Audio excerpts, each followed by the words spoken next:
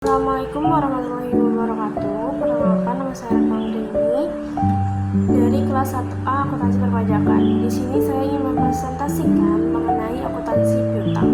Jadi sebelum itu, apa sih piutang itu? Jadi piutang itu adalah tagihan kepada pihak lain yang timbul karena adanya transaksi tersebut. Misalkan penjualan secara kredit atau pemberian pinjaman. Jadi seperti seseorang yang kita jual barang secara kredit, di mana orang tersebut itu ibaratnya ngutang ke kita. Orang ngutang ke kita itu disebutnya piutang. Oke. Kuliah kita adalah jenis-jenis piutang. Yang pertama adalah berdasarkan adanya tindakan dokumen tertulis. Jadi piutang dagang yang tidak didukung dengan bukti formal dalam bentuk perjanjian tertulis disebut dengan piutang usaha atau piutang dagang. Piutang dagang yang didukung dengan bukti formal berupa surat wesel atau promis disebut piutang wesel atau notice receivable. Yang kedua, berdasarkan perjanjian dalam neraca. Piutang yang diharapkan akan diterima pembayarannya dalam jangka waktu 1 tahun sejak tanggal neraca tersebut. Piutang jangka pendek. Piutang yang pembayarannya akan diterima dalam jangka waktu lebih dari 1 tahun sejak tanggal neraca tersebut disebut dengan piutang jangka panjang. Yang ketiga, berdasarkan sumbernya. Piutang yang timbul dari transaksi penjualan barang atau jasa disebut juga dengan piutang usaha atau dagang. Piutang yang terjadi bukan karena penjualan barang atau jasa disebut dengan piutang non-usaha.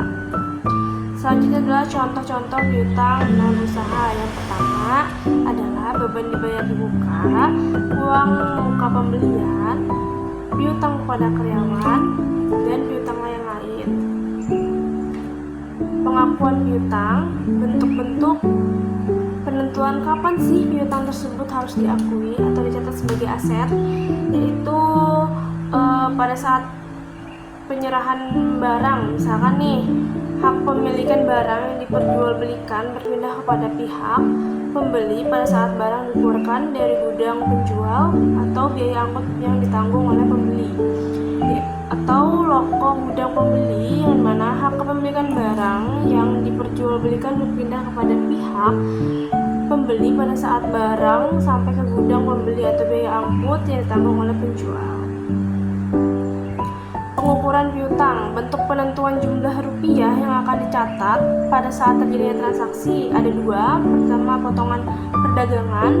Jenis potongan diberikan pada pihak penjual berdasarkan harga faktur dan tidak diakui dalam laporan keuangan.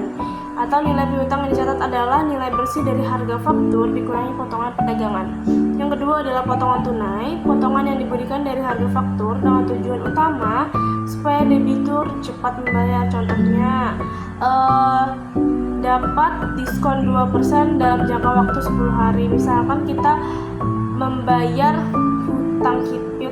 potongan hutang kita ini dalam waktu 10 hari jangkanya, itu tuh dapat potongan 2% dalam jangka waktu 30 hari. Misalkan 30 hari nih, tapi kita bisa melunasinya dalam 10 hari. Nah, itu tuh dapat potongan 2%.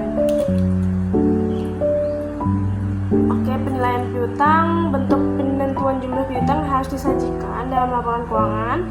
Itu ada dua metode. Pertama, metode penghapusan langsung, yaitu kerugian akibat piutang tak tertagih dicatat sebagai beban pada periode terjadinya piutang.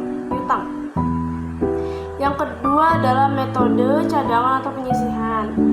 Kerugian akibat piutang tak tertagih ditentukan dan dicatat pada setiap akhir periode. Oleh karena itu, setiap akhir periode harus diperkirakan berapa besarnya kerugian dari piutang yang diprediksi tidak terbayarkan. Catatan piutang nanti akan saya tampilkan di sini contoh-contohnya.